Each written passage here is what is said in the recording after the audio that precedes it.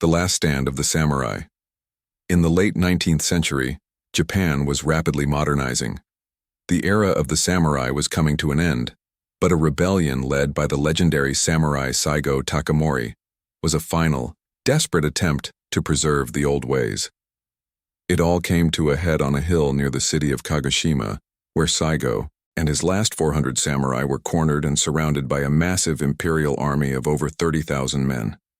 The imperial army, armed with modern rifles and cannons, began a relentless, days-long bombardment of the hill.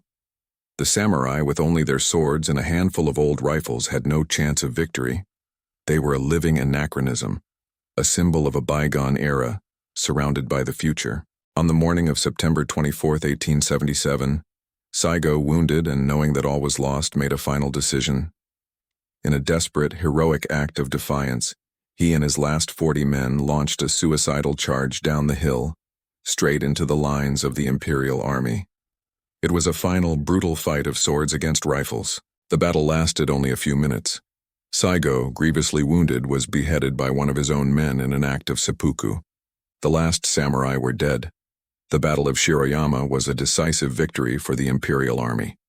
It marked the end of the Satsuma Rebellion and, with it, the end of the samurai era in Japan. The battle, a tragic symbol of a culture's final stand, has since become one of the most famous last stands in all of history.